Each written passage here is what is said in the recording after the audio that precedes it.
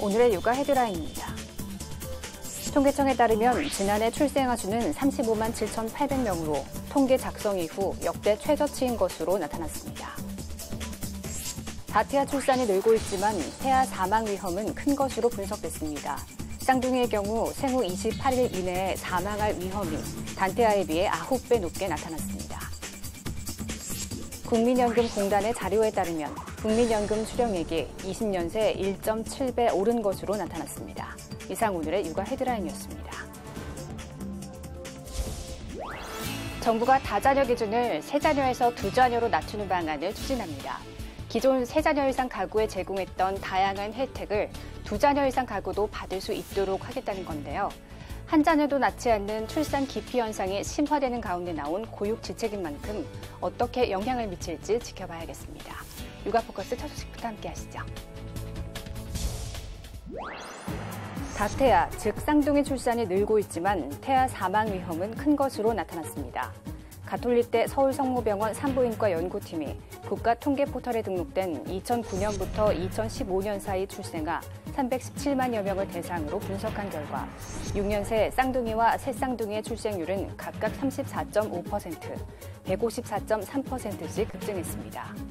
하지만 쌍둥이와 새쌍둥이가 생후 28일 이내에 사망할 위험은 단태아에 비해 각각 9배, 37배나 높게 나타났습니다.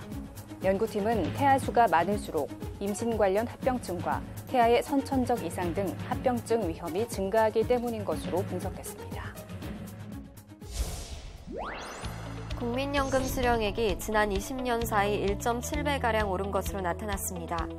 국회 보건복지위원회 정춘숙 의원이 국민연금공단으로부터 받은 자료에 따르면 1998년 최초 수급액이 월 50만 원인 경우 2003년에는 59만 2,560원, 올해는 85만 6,610원으로 수급액이 증가했습니다. 최초 수급액이 월 70만 원이었다면 올해 5월 기준으로 119만 9,250원으로 늘어난 것입니다. 이는 국민연금이 수급자에게 줄 연금액을 계산할 때 매년 물가 변동률을 반영하기 때문입니다. 물가는 1999년 0.8%에서 2014년 1.3%, 지난해 1.9% 등으로 해마다 올랐습니다.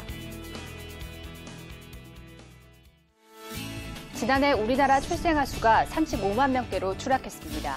올해는 합계 출산율이 0명대로 진입할 가능성도 제기되면서 노동력 부족과 국민연금 고갈에 따른 경제 활력 저하 우려도 커지고 있습니다. 지난해 출생아 수가 처음으로 40만 명 아래로 떨어졌습니다. 통계청에 따르면 지난해 출생아 수는 35만 7,800명으로 통계 작성 이후 역대 최저를 나타냈습니다. 감소폭은 11.9%로 16년 만에 가장 컸습니다. 여성 1명이 평생 낳을 것으로 예상되는 출생아 수인 합계 출산율은 1.05명으로 0.12명 급감했습니다. 우리나라가 인구 유지를 위해 필요한 2.1명의 절반 수준이며 경제협력개발기구 35개 회원국 중 압도적인 꼴찌입니다. 지난 2분기에는 합계 출산율이 0.97명까지 떨어져 올해는 0명대에 진입할 수 있다는 우려도 나옵니다. 출산을 많이 하는 연령대의 인구가 줄고 혼인도 감소하고 있기 때문입니다.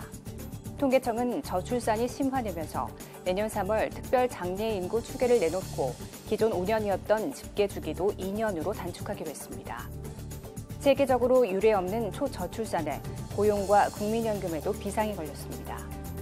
국민연금 재정추계위원회에 따르면 지난해 합계 출산율인 1.05명이 유지되면 2088년에는 소득의 38%를 보험료로 내야 하는 것으로 나타났습니다.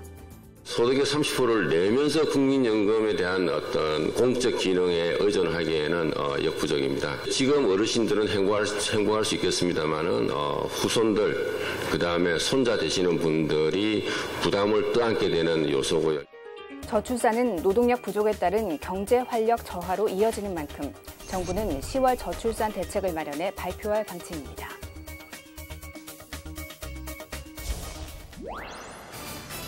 폭염 탓에 급등했던 배추와 무 가격이 최근 엇갈리고 있습니다.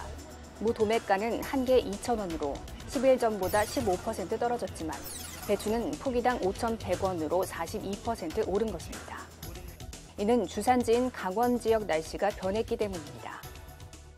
지난 8월 6일부터 최근까지 고랭지 배추 주산 지역인 강원 지역에 국지성 호우가 많이 내렸습니다.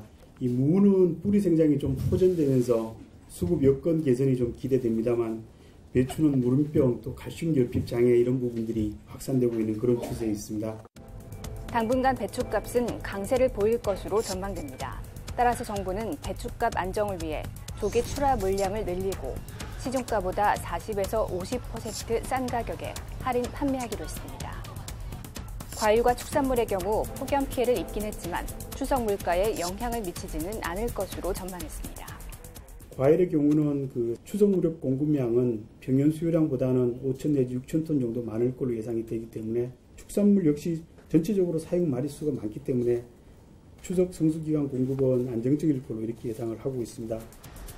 하지만 태풍 예보가 있는 만큼 수급 상황을 계속 살피고 추석 2주 전부터는 성수품 특별 공급을 확대하기로 했습니다.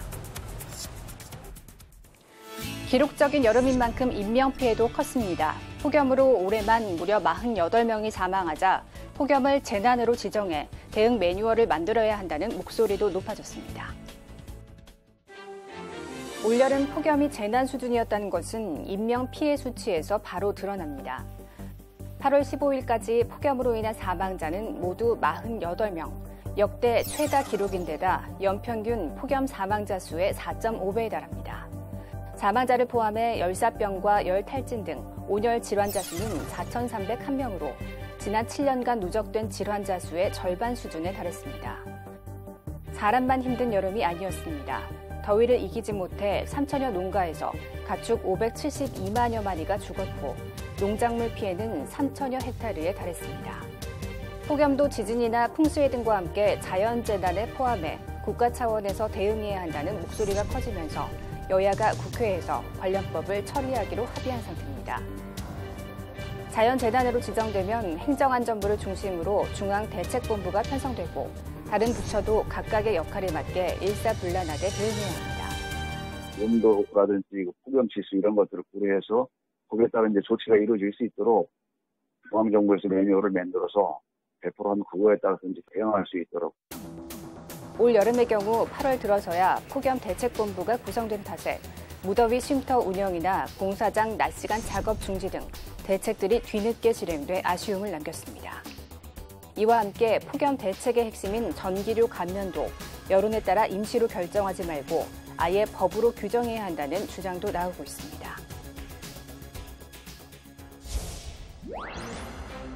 기록적인 폭염으로 올여름 손풍기는 최고 히트 상품 중 하나였습니다. 그런데 이 손풍기에서 기준치를 훌쩍 넘는 전자파가 검출됐다는 주장이 나왔습니다. 환경보건시민센터가 서울 시내 백화점이나 대형마트에서 판매하는 13개 제품을 조사한 결과입니다. 측정치는 거리마다 달랐습니다. 1cm 정도 가까이에서 많게는 1020mgauss까지 측정되던 전자파는 10cm 거리에서 8.6으로 뚝 떨어졌고 25cm 거리에서는 소수점 자리로 낮아졌습니다. 세계보건기구 WHO가 소아 백혈병 발병률을 2배 높인다고 경고한 전자파의 기준치는 3에서 4mgauss에 불과합니다. 거리에 따라 WHO가 경고한 기준보다 수백 배 높은 전자파가 검출된 겁니다. 우리 정부가 제시하는 기준인 833mgauss와 비교하더라도 이를 초과하는 제품은 13개 중 4개, 30%에 달했습니다. 정부 기준을 충족하더라도 안심할 수 없다는 지적도 있습니다. 우리나라에서 정한 이 기준은 사실은 아주 최고점의 기준입니다. 이걸 넘어서는 안 되는, 상시적으로 노출되는 기준은 아직 없습니다. 손잡이에서도 전자파가 검출되는데 거의 측정되지 않은 건 날개가 없는 제품이 유일했습니다. 환경보건센터는 가급적 25cm 이상 떨어뜨려 사용하고 어린이와 임산부에게는 주의를 당부하는 한편 정부의 생활용품 전자파 기준 마련을 촉구했습니다. 지난 7월 어린이집 차량에 아이가 갇혀 사망하는 사고가 발생한 이후 어린이집 차량에 썬팅을 금지하자는 여론이 커지고 있습니다. 정부가 올해 안에 전국 어린이집을 대상으로 차량 썬팅 실태 조사에 나서기로 했습니다. 실태 조사 이후 썬팅 금지 여부를 결정한다는 방침입니다. 어린이집 차량의 썬팅을 규제해달라. 청와대 국민청원 게시판에 이 같은 처벌이 50여 건이나 올라와 있습니다. 차량 내부가 밖에서 잘 보인다면 차 안에 갇힌 아이를 발견하기 쉽다는 내용의 줄을 이룹니다. 정부가 이 같은 여론을 수렴해 올해 안에 전국의 어린이집 차량을 대상으로 썬팅 전수 실태 조사에 나서기로 했습니다. 우선 어린이집 차량의 썬팅이 어느 정도로 돼 있는지, 어린이집 차량에 썬팅을 하는 목적과 기능이 무엇인지를 샅샅이 살핀다는 방침입니다. 한마디로 어린이집 차량에 썬팅이 필요한지를 파악한다는 겁니다. 또 차량 썬팅과 관련해 현재 도로교통법 규정에 나와 있는 대로 이를 잘 준수하도록 계도하는 것이 맞는 건지, 아니면 아예 썬팅을 없애는 것이 안전에 도움이 되는지도 조사하기로 했습니다. 썬팅이 어린이집 차량에 맞지 않는다고 판단되면 경찰청, 국토교통부 등 관계부처와 협의해 썬팅을 없애는 방향으로 법 개정 등을 추진해 나간다는 계획입니다. 현재 어린이집 차량은 일반 차량과 마찬가지로 도로교통법 규정을 따르고 있으며 앞유리는 투과율 70% 미만, 좌우 유리는 40% 미만으로 돼 있습니다. 문제는 도로교통법상 썬팅 규정이 완화하면서 단속까지 흐지부지돼 제2, 제3의 동두천 어린이집 차량 사고가 우려된다는 겁니다. 지난 7월 차량 사고를 계기로 정부는 IT 기술을 이용한 잠자는 아이 확인 장치 설치를 서두르지만 이와 별개로 어린이집 차량 썬팅 규제가 시급하다는 목소리가 큽니다.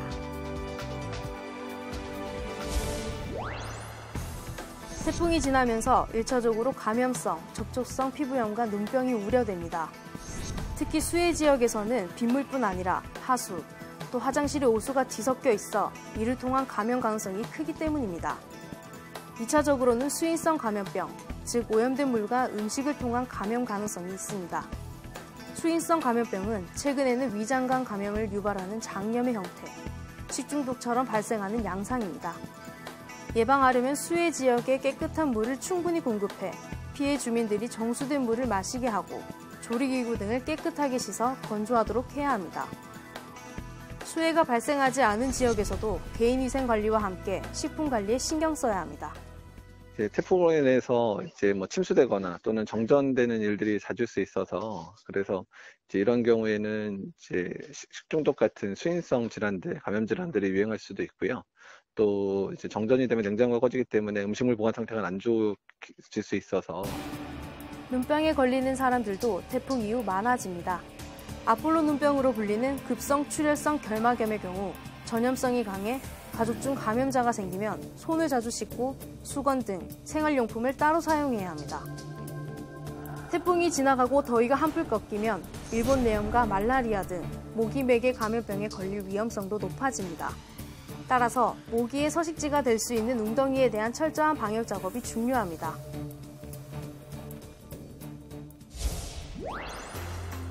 고령화 속도가 빨라지면서 난청 발생의 증가는 피할 수 없는 현실이 됐습니다. 청력이 감소하는 난청은 의사소통에 문제를 일으켜 사회생활에 큰 지장을 줍니다. 좀 시끄러운 데서는 더 안 들려요. 이보다 더 나빠지지 않게 보존하는 거, 그거예요.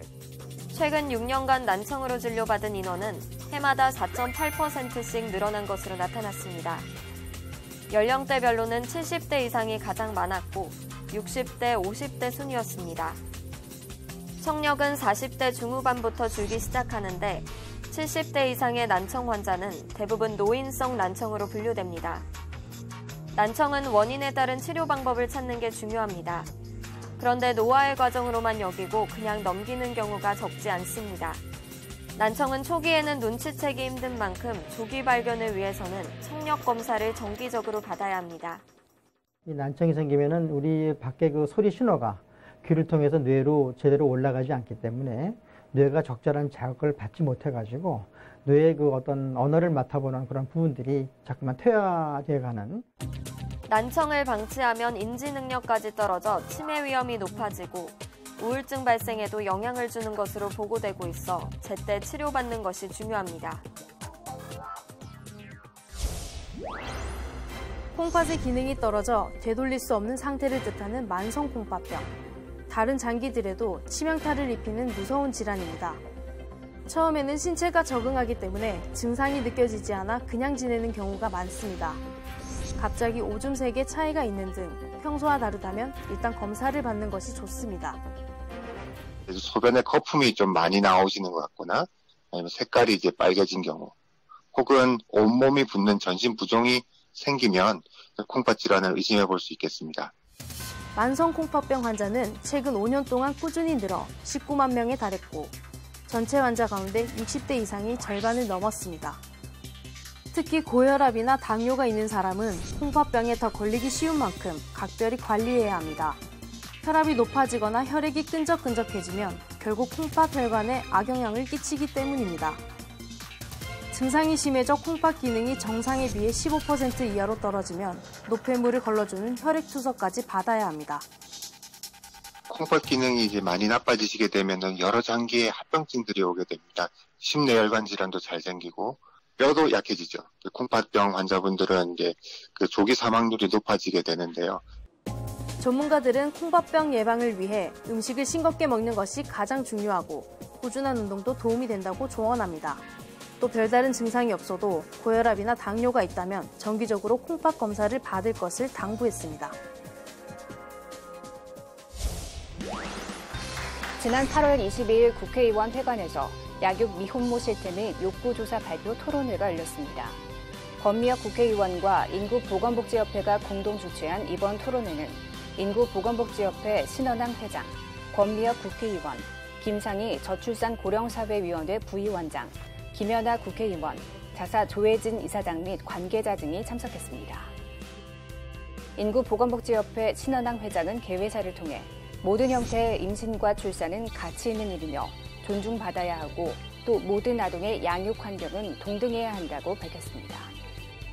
권미혁 국회의원은 환영사를 통해 양육 미혼모와 태어난 아이들이 차별 없이 건강하게 성장할 수 있는 환경 조성이 시급하다고 밝혔습니다. 김상희 저출산 고령사회위원회 부위원장은 이번 토론회가 비혼모를 시작으로 다양한 가족에 대한 우리 사회의 편견의 벽을 무너뜨리는 계기가 되길 바란다고 밝혔습니다. 김연아 국회의원은 미혼모의 인권을 보장하고 정부와 사회 차원의 지원 방안을 모색하는 소중한 자리가 되길 바란다고 밝혔습니다. 이후에는 양육 미혼모의 실태와 개선 사항을 논의하는 토론회가 진행됐습니다. 주요 내용은 미혼모가 겪는 사회적 편견과 차별을 개선하기 위해 미혼부의 법적 책임 강화, 아동기 및 청소년기 교육이 중요하다고 말했습니다. 조사 결과를 토대로 해서 양육 미혼모들의 실질적인 출산과 육아에 대한 지원을 할 수 있도록 정책적인 기반이 될 거라고 생각을 하고 또 정부에서 또 저출산 고령사회위원회에서도 관심을 가지고 오늘 나온 실태 조사와 또 여러 가지 정책적인 제안들을 잘 반영해서 정책으로 또 제도로 법으로 지원해 주셨으면 좋겠습니다. 관계자는 이날 토론회에 나온 의견들을 종합해 양육 미혼모가 차별받지 않고 행복하게 양육할 수 있는 환경 조성을 위해 노력하겠다고 밝혔습니다.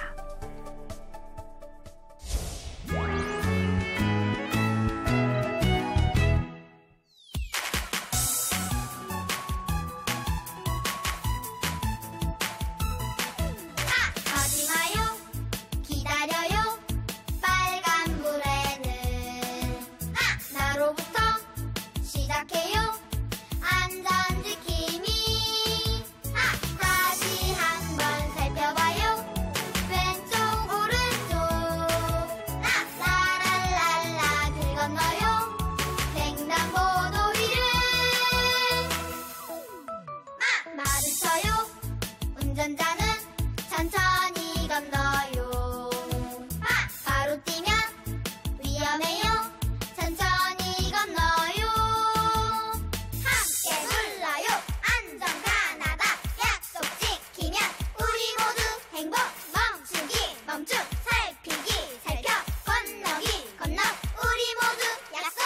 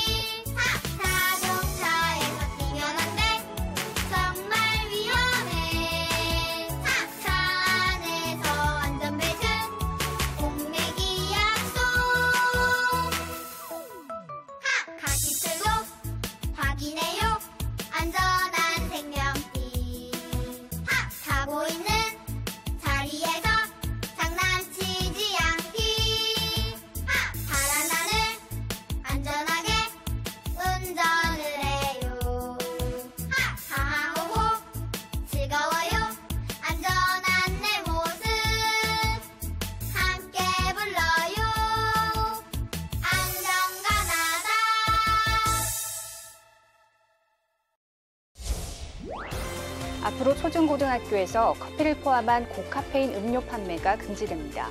카페인은 중추신경계에 작용해 정신을 각성시키고 피로를 줄이는 등의 효과가 있지만 한꺼번에 다량 섭취할 경우 어지러움, 신경 과민 등의 부작용이 있는 만큼 꼭 필요했던 정책인 것 같습니다.